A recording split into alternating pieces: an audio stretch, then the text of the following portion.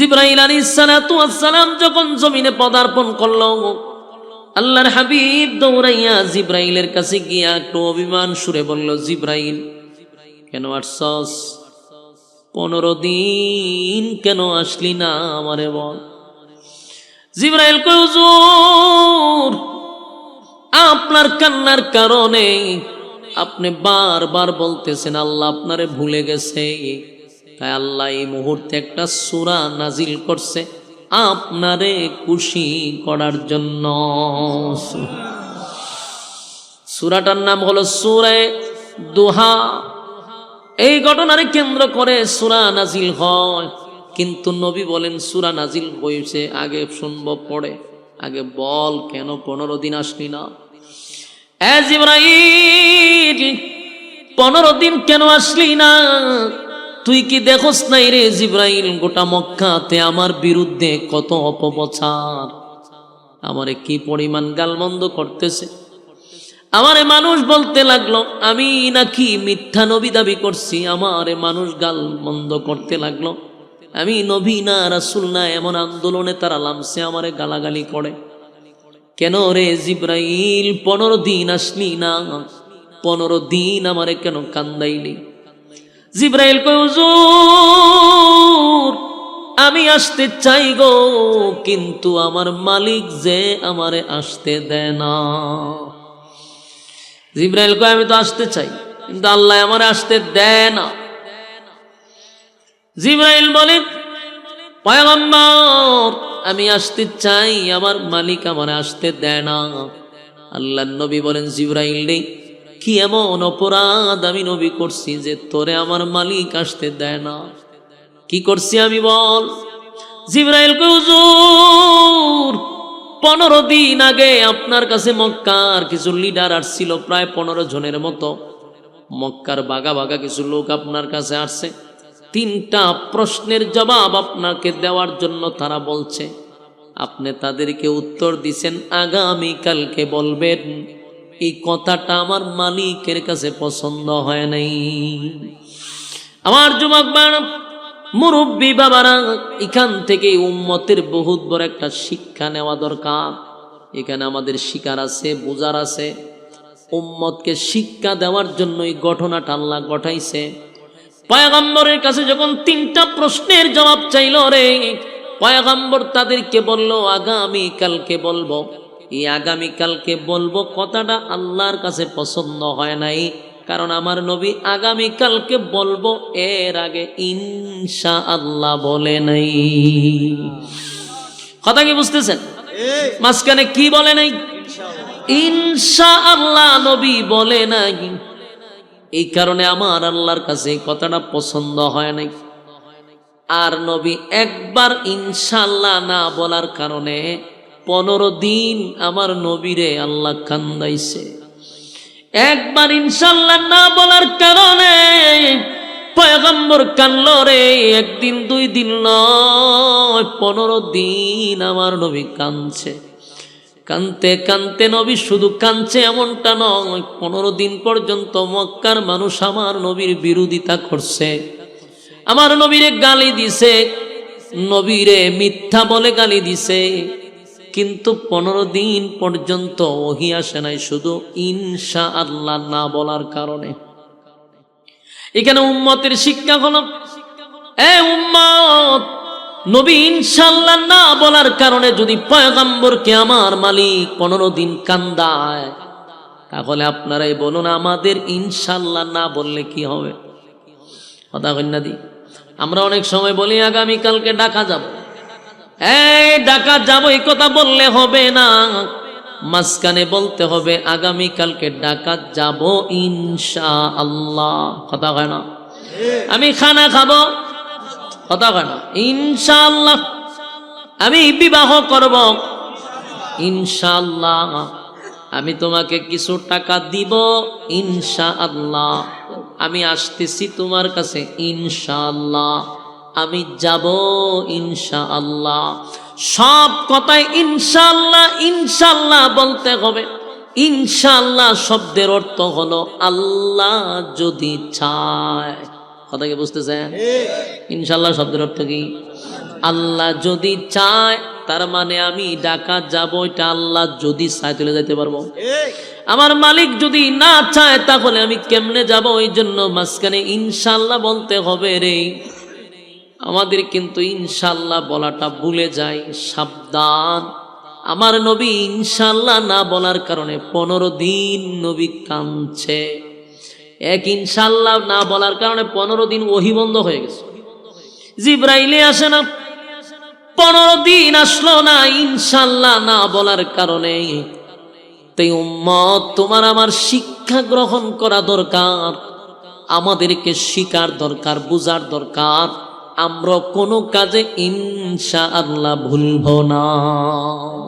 হ্যাঁ, কথা বল না দি, আমরা কি ইনশাআল্লাহ ভুলবো? সব কাজে বলবো ইনশাআল্লাহ, ইনশাআল্লাহ। এটা ভোলা যাবে না, ইনশাআল্লাহ ভোলা যাবে না।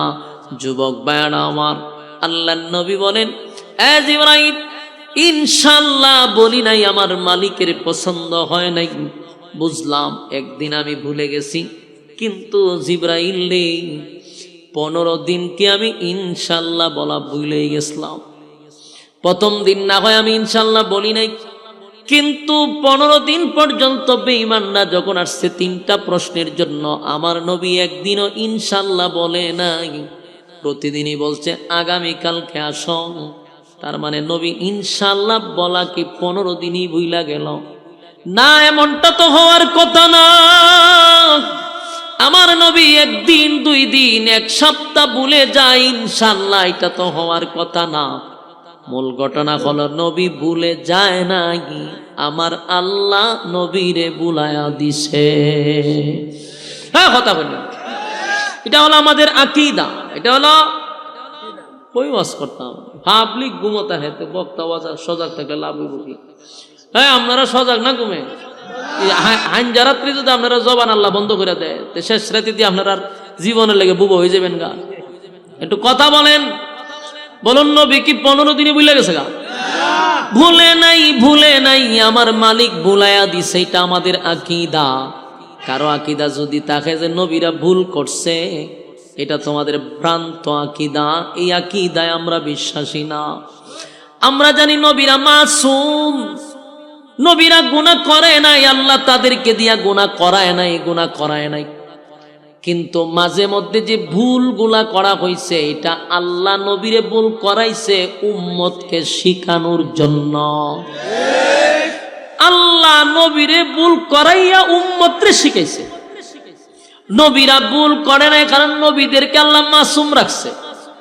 এদেরকে দিয়ে আল্লাহ গুনাহ করায় নাই, ভুল করায় নাই, কারণ যারা গুনাহ করবে, ভুল করবে, তাদেরকে আল্লাহ নবী বানায় নাই।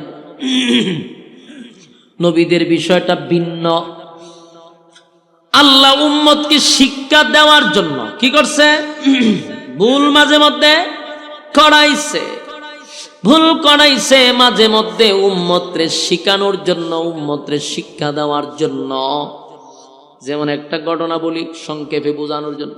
একবার নবী যুদ্ধের ময়দান থেকে আসছে সাহাবায়ে কেরামদেরকে নিয়া। রাস্তার মধ্যে সব সাহাবীরা ক্লান্ত রে, এত ক্লান্ত, এত ক্লান্ত, কারো সাহস নাই নবীরা বলার, হুজুর শরীরটা বড় ক্লান্ত, এখানে একটু বিশ্রাম নিতে চাই। কারো সাহস হয় না। সাথে ছিল হযরত আলী। সবাই ইশারা দেয়, আলী রে, নবীর একটু বলো না, আমাদের শরীরটা বড় ক্লান্ত।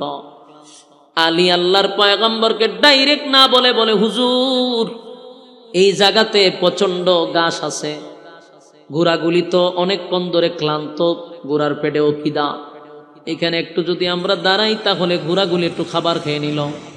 আল্লাহর নবী মুস্কি হাসি দিয়া বলে, আলী বুঝতে পারছি তোমার শরীরটা ক্লান্ত। আল্লাহর নবী বলেন, ঠিক আছে, তাহলে ঘোড়াগুলা বেঁধে দাও, আর তোমরা এই সুযোগে একটু বিশ্রাম নাও। হযরত বেলালকে নবী ডাক দিয়া বললেন, বেলাল রে, তুমি ঘুমাইতে পারবা না, তুমি হলো মুয়াজ্জিন সাহেব, তুমি ঘুমানো যাবে না, আমরা সবাই ঘুমাবো।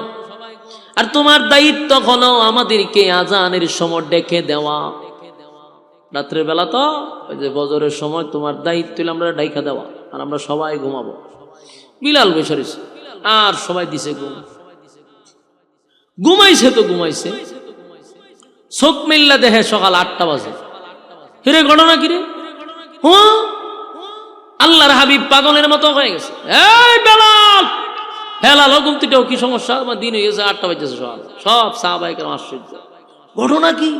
হিরে বেলাল, তোরা না কইলাম আমরা ডাক দি পারলি, তো তুই দি ঘুমারিলি। বেলাল বলছে মুসিবতে, হুজুর আপনার যেই গতি আমারও সেই গতি, আমি কি করতাম? কি সাধারণ কথা? ফজরের নামাজ কাজা, পাগলের মতো হয়েছে আল্লাহ রাসূল পেরেশানি। এখন তাড়াতাড়ি নামাজ পড়ছে, 8টার সময় একটু ফজরের নামাজ পড়ছে। পড়ার পরে রাসূল আশ্চর্য হয়ে গেল, কেউ তো আর রাসূলকে কিছু বলতে পারে না। উমরের তো একটু সাহস বেশি। উমর বলছে আমার একটু কথা আছে। কি কথা? কয় আপনি না আল্লাহর নবী? বলে হ, আপনি আল্লাহর পয়গম্বর। তো নবীর আর তো চোখ ঘুমায়, অন্তর ঘুমায় না। কহ, নবীদের চোখ ঘুমায় কিন্তু অন্তর ঘুমায় না। তো হুজুর আপনার যদি অন্তর না ঘুমায় থাকে, তা আপনি যে 8টা বাজালে এলেন, আপনার অন্তর গেছে খুব। আপনার নবীর আর তো ঘুমাবার কথা না, চোখ ঘুমায় কিন্তু ভিতরে সব সজাগ। তা আপনি যে ঘুমায় গেলেন গা, ঘটনাটা কি? রাসূল কয় আমার চোখ ঘুমায় অন্তর ঘুমায় না কথা ঠিক, কিন্তু আজকে আমার অন্তর শুদ্ধ ঘুমায় গেছে। সুবহানাল্লাহ। আচ্ছা বুঝলাম, এটাও বুঝলাম, আপনার অন্তর আল্লাহ ঘুম পাড়াই দিছে। তা আমরার বেলাল জানে ঘুমাই গেছে, আপনিও ঘুমাই গেছেন অন্তর শুদ্ধ। জিবরাইল কি ঘুমায় না হুজুর? কোন জিবরাইল তো ঘুমায় না। তো জিবরাইল আপনার ডাক দিল না কেন? এটা তো কথা ঠিক, জিবরাইলে ডাকলো না কেন? নবী জিবরাইলের আশা বই দিছে, হ্যাঁ জিবরাইল কইরে। কিছুক্ষণ পরে জিবরাইল নবীর সামনে হাজির। আল্লাহর নবী কয়, রে জিবরাইল, আমরা যে এতগুলা সাহাবীর ফজরের নামাজ গেল গাছটা, আমি পয়গম্বর হইয়া আমিও ঘুমাইলাম, সব ঘুমাই গেল গা, তুমি আইয়া ডাক দিলা না? বলে আল্লাহর রাসূল, আমি কয়েকবার চাইছি আমরা ডাক দিতাম, কিন্তু আল্লাহ আমরা না করছে। সুবহানাল্লাহ। না করলো কেন? না করার মূল কারণ হলো আজকে আপনার উম্মতরে একটা জিনিস শিক্ষা দিবে, উম্মতরে শিক্ষা দিবে। ফজরের নামাজ যদি ছুটে যায়, তাহলে আপনার উম্মতের করণীয়টা কি, এটা কোথাতে শিখতাম আমরা যদি ঘটনাটা না করতো? এই ফজরের নামাজ আপনাকে দিয়ে আগে ছুটানো হয়েছে, পরবর্তীতে আপনি উঠতে আবার নামাজ পড়ছেন, খাজা নামাজ। যদি আপনার নামাজ না ছুটতো, তাহলে কিয়ামত পর্যন্ত কেউ যদি ফজরের নামাজ কাজা হইতো, তাহলে সে গুনাহগার হয়ে যেত। নামাজ কাজা হওয়ার কারণে কবিরা গুনাহ হইতো, জাহান্নামে যেত। কিন্তু কোন কারণে যদি নামাজ কাজা হয়, এই কাজা পয়রা নেওয়ার জন্য সিস্টেমটা চালু করছে আল্লাহ, আপনাকে ঘুম পাড়াইয়া। তাহলে এটা কি নবী ইচ্ছা করে করছেন? আল্লাহ নিজে করাইছে উম্মতকে শিক্ষা দেওয়ার জন্য। আমরা যে নামাজে ভুল হইলে সালাম ফিরে সোজদা দেই না, এটা শিখছি কই থেকে? নবী শিখাইছে। তাহলে নবী অবশ্যই ভুল করাইছে আল্লাহ, নবীরে দিয়ে ভুল করাইয়া সমাধান দিছে, এইভাবে ভুল হইলে এইভাবে সালাম ফিরে এইভাবে দিতেইব, উম্মত শিখছে। তো নবীরে দিয়ে আল্লাহ ভুল না করলে আমরা শিখতাম কই থেকে? তবে নবীরা ভুল করেন নাই, আমরা আকীদা হলো আল্লাহ ভুল করায় উম্মতরে শিক্ষা দেওয়ার জন্য। কথা কি ক্লিয়ার? আল্লাহর হাবিব 15 দিন পর্যন্ত তো ভুলার কথা না, একদিন না ইনশাল্লাহ বুলা লিছে, 2 দিন 3 দিন ডেলি বুলালা, প্রতিদিন ভুলার কথা না। কিন্তু প্রতিদিন কেন ভুলে গেল? বলে প্রতিদিন ভুলে নাই, আল্লাহ বুলাইয়া দিছে, মালিক বুলাইয়া দিল উম্মতকে শিখানোর জন্য। এবার জিবরাইল বলে, হুজুর এই কথাটা আমার মালিকের কাছে পছন্দ হয় নাই, কারণ আপনি ইনশাআল্লাহ বলেন নাই। ইনশাআল্লাহ উম্মত যেন না বলে, এটা হলো সবচেয়ে বড় শিক্ষা। আর কোনদিন আপনারা বলবেন, সব কাজে বলবো ইনশাআল্লাহ, ইয়াদ রাখবেন। এবার নবী কান্দে আর বলে, জিবরাইল রে, মক্কার মানুষ আমারে বলে আমার মালিক নাকি আমারে ভুলে গেছে। 15 দিন তুই আসলি না, আমার মালিক তোমারে পাঠাইল না। গোটা মক্কার মানুষ আমারে গালি দেয়, আমার বিরোধিতা করে, আমিও চিন্তায় পড়ে গেছি, আমার মালিক কি আমারে ভুইলা গেছে, আমার মালিক কি আমারে ভুইলা গেছে। আমার মালিক কি আমারে ভুলে গেল নাকি, এই চিন্তায় পয়গম্বর কান্দে। আল্লাহ তখন নবীরে সান্ত্বনা দেওয়ার জন্য, খুশি করার জন্য, নবীরে যে আল্লাহ ভুলে নাই এই বিষয়টা বলার জন্য সূরা দুহা নাজিল করছে। যে সূরা আপনাদের সামনে আমি তেলাওয়াত করছি, আল্লাহ তখন নাজিল কইরা কি বলে শুনেন। ওয়াদ-দুহা ওয়াল-লাইলি ইযা সাজা মা ওয়াদ্দা'আকা রাব্বুকা ওয়া মা ক্বালা। আপনার ফুলা পান্ডি এমন বিরক্তিকর, আল্লাহ এদের বুঝও দিছে না। যেখানে একটা মাহফিল চলতেছে আমরা কাছে দিয়ে তো জোরে জোরে চিল্লাই। পারিবারিক শিক্ষাও তো মানুষের অনেক কিছু শিখে, যে এখানে এতগুলা মানুষ বসে একটা কোরআনের আলোচনা চলতেছে, আয়াত পড়া হইতেছে, এখানে জোরে জোরে কথা কয় আর ফুর্তি আমোদ করে হাসাহাসি করে। আফসুসি ফুলাপান গুলার জন্য। একটু মনোযোগ দিয়ে শুনেন। আল্লাহ তখন নাজিল করে প্রথম বলেন ওয়াদ-দুহা। দুইটা কসম করছে সূরার মধ্যে। কয়টা কসম? দুইটা কসম। ওয়াদ-দুহা ওয়াল-লাইলি ইযা সাজা মা ওয়াদ্দা'আকা রাব্বুকা ওয়া মা ক্বালা ওয়ালাল-আখিরাতু খায়রুল লাকা মিনাল উলা ওয়ালাসাউফা يعطيك ربك فترضى। আল্লাহ বলেন ওয়াদ-দুহা, দিনের আলোর কসম। ওয়াদ-দুহা প্রথম কসম, দিনের কসম, দিনের আলোর কসম। ওয়াল-লাইলি ইযা সাজা, রাতের অন্ধকারের কসম। বলুন কসম কয়টা? আল্লাহ বলেন ওয়াদ-দুহা, দিনের আলোর কসম। ওয়াল-লাইলি ইযা সাজা, রাতের অন্ধকারের কসম। দুইটা কসম করে আল্লাহ বলেন মা ওয়াদ্দা'আকা রাব্বুকা ওয়া মা ক্বালা। দুইটা কসম করে রব্বে কারীম বলেন বন্ধু, দিনের আলোর কসম করে বলি, রাতের অন্ধকারের কসম করে বলি, আপনার রব আপনারে ভুলে নাই। সুবহানাল্লাহ। এই ওয়াদ-দুহার আরেকটা ব্যাখ্যা হলো, তাফসীর কারকরা বলেন এটার আরেকটা ব্যাখ্যা হলো ওয়াদ-দুহা নবীর সুন্দর চেহারার কসম। আসেনি এলাকা সুবহানাল্লাহ? নবীর সুন্দর চেহারার কসম। ওয়াল-লাইলি ইযা সাজা এর আরেকটা ব্যাখ্যা হলো নবীর কালো চুলের কসম। ওয়াদ-দুহা নবীর সুন্দর চেহারার কসম, ওয়াল-লাইলি ইযা সাজা রাতের অন্ধকারের কসম। কিন্তু আরেকটা ব্যাখ্যা হলো নবীর কালো চুলের কসম। মা ওয়াদ্দা'আকা রাব্বুকা ওয়া মা ক্বালা, আপনার রব আপনারে ভুলে নাই। আপনার রব আপনারে ভুলে নাই, ভুলে নাই, ভুলে নাই বলতে পারে না। আপনার রব আপনার উপরে অসন্তুষ্ট হয় নাই গো বন্ধু। কারণ আমার নবী কান্দে আর কই মালিক আপনি কি আমারে ভুইলা গেছেন। দুইটা কসম করে বললাম বন্ধু, আপনারে আমি বলি না, বলতে পারি না। আপনার রব আপনার প্রতি সন্তুষ্ট আছে। মানুষের কথা শুনে আপনি মন ভাঙবেন না। আমি আল্লাহ আগে যেমন আপনার প্রতি এর থেকে বেশি মহব্বত করি, আপনার রব আপনার প্রতি অসন্তুষ্ট হয় নাই।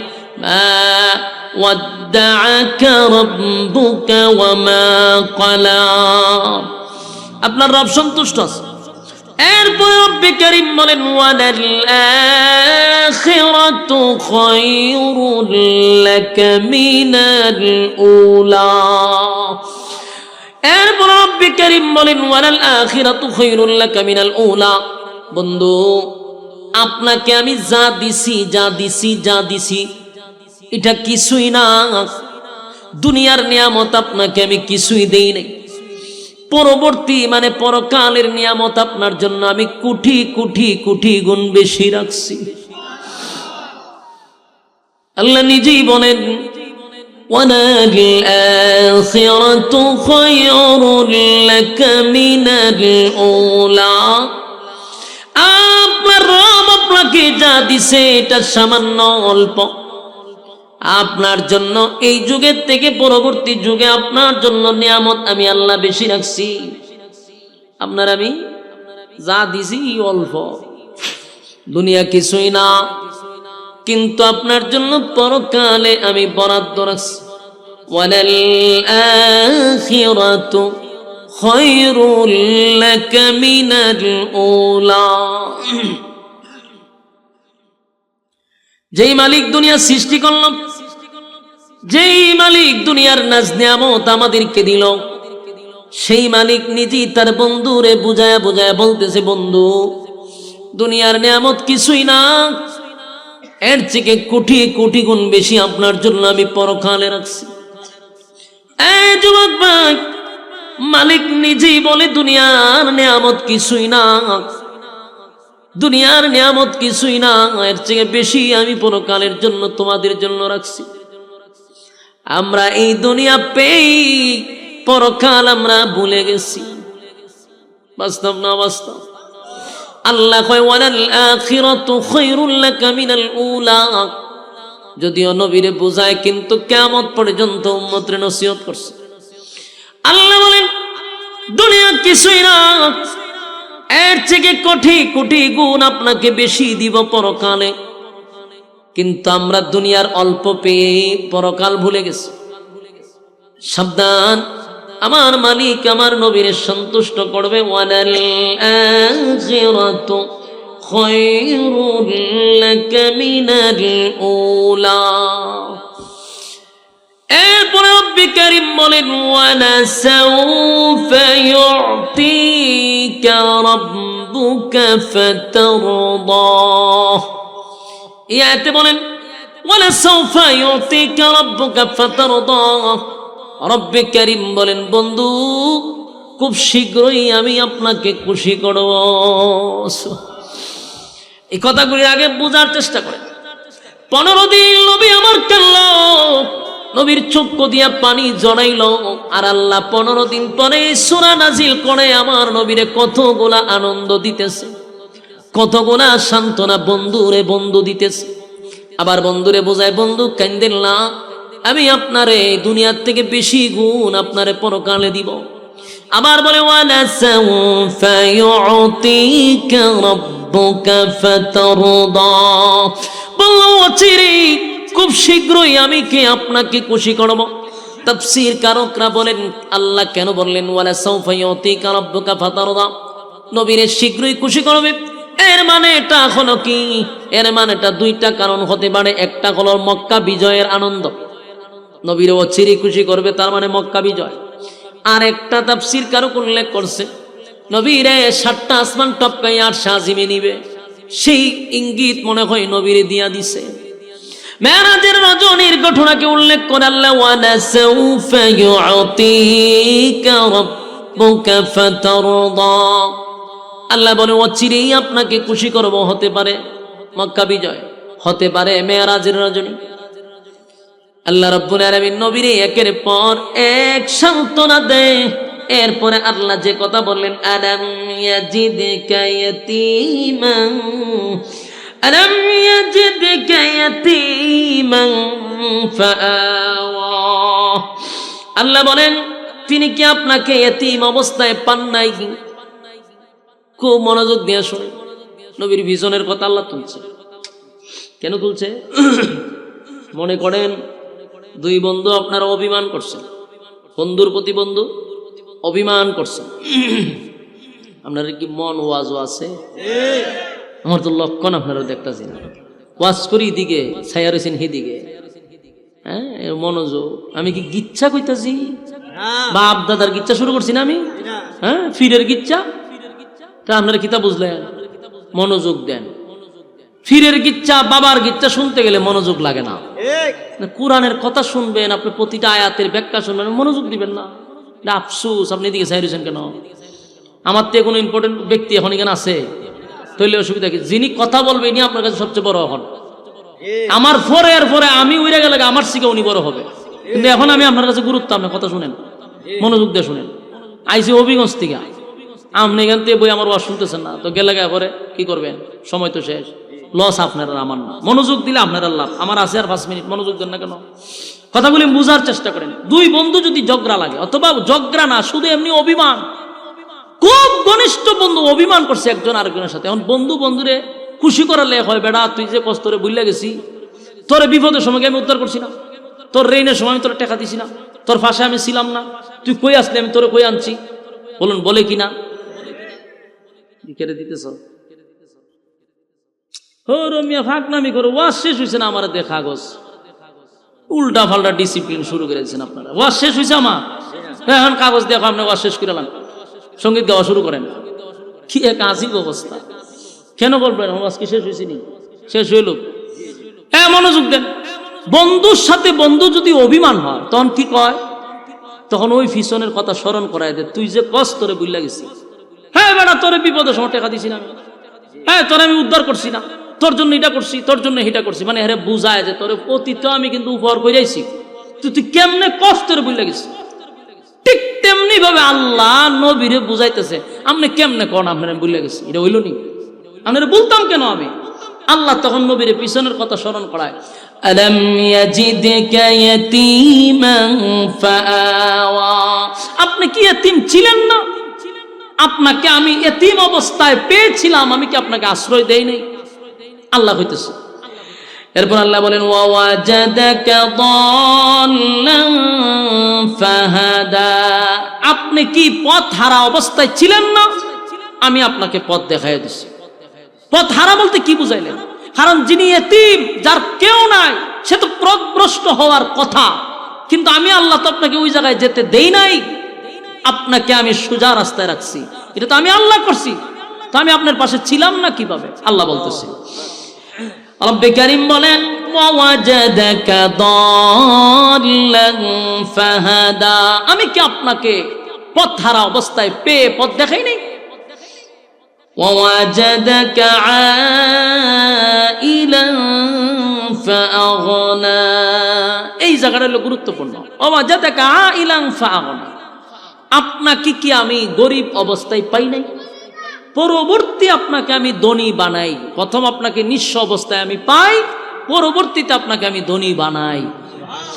এখানে একটা বিষয় আলেম ওলামাদেরকে জানা দরকার, এবং আপনাদের এটা বেশি বুঝা দরকার, পাবলিকদের কাছে প্রচার করা দরকার। এই আয়াতটা আল্লাহ বলেন, আপনি গরিব ছিলেন, আমি আপনাকে ধনী বানাইছি। বলুন, প্রথম কি বলছে? গরিব ছিলেন, পরে কি কয়? ধনী বানাইছি। কিন্তু আমাদের কপাল এত খারাপ, বাংলাদেশে আমাদের কাঠমৌলবীরা শুধু এক ওয়াজ পাইছে, নবী গরিব ছিল, নবীর ফেডো ভাত্তরা ছিল। এই খানদিরে ওয়াজ করে নবী ফেডোর ভাত্তর, নবী গরিব, নবী গরিব। বেটা, এটা আগের ফিসটা, পরের ফিসটা আমি ধনী বানাইছি। তো ধনী বানাইছি ওয়াজ করস না কেন? আমার নবী এক সময় গরিব ছিল, ওয়াজ শুনতে শুনতে তো ভাই মগজ হচ্ছে গেছে, কিন্তু নবীরে যে আল্লাহ ধনী বানাইছে, এই ওয়াজ আর আমরা শুনি না। আল্লাহ নবীরে দেশের রাষ্ট্রনায়ক বানাইছে, নবী দেশের বাদশা ছিল, বাদশা ছিল। সুবহানাল্লাহ। আপনারা অনেক শ্রোতা আছে এইখানের মধ্যে আছে, নবী যে দেশের রাষ্ট্রনায়ক ছিল, নবী যে দেশের প্রেসিডেন্ট ছিল, অনেক মুসল্লিরা জানেই না, জানে খালি নবীর ফেডো ভাত্তর আছে। এই ওয়াজ খুব জনমের মতো মুখস্থ হইছে, কিন্তু নবী যে দেশের প্রেসিডেন্ট ছিল, দেশ চালাইলো, এটা জানে না। নবী দেশের সেনাপতি ছিল, যুদ্ধের ময়দানে গেলে উনি নিজেই সেনাপতি হয়ে যেতেন, উনি আবার দেশ চালাইতেন, উনি দেশের প্রেসিডেন্ট ছিলেন, রাজত্ব চালাইছেন। আর আমরা খালি ওয়াজ উনি ভেড়ো বাত্তর। কিন্তু আল্লাহ এখানে স্পষ্ট বলছে,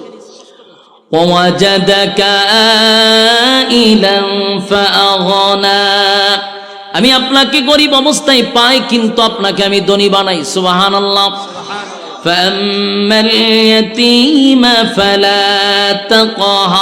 তাই এতিমের প্রতি আপনি কঠোর হইয়েন না। তার মানে কি, যদি আমরা কেউ গরিব এতিম থাকে, এদের প্রতি কঠোর হওয়া যাবে না।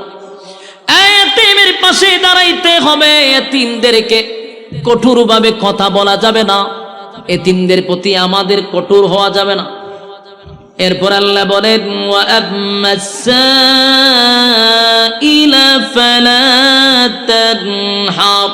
এবং আপনি কাউকে তিরস্কার করবেন না। এটা কিন্তু নবীরে বলার মানে হলো আমাদেরকে আল্লাহ ওয়াজ করতেছে, কাউকে তিরস্কার করা যাবে না। আপনি আগে বন্ধু বান্ধবের সাথে চলছেন, গ্রামের মানুষের সাথে চলছেন, কিন্তু আল্লাহ আপনার এখন টাকা দিছে, পয়সা দিছে, একটু অবস্থা ভালো হয়েছে। এখন যদি অতীত ভুলে যান আর যদি এখন আপনি তিরস্কার করেন, প্রতিবেশীর সাথে যদি আপনি খারাপ আচরণ করেন, এই খারাপ আচরণটা বোঝা যায় আপনার টাকা হয়ে গেছে, এই জন্য আপনি করেন। আপনি আগে কি ছিলেন, এখন কি হয়ে গেছেন, এই বাপটা নিতেছেন।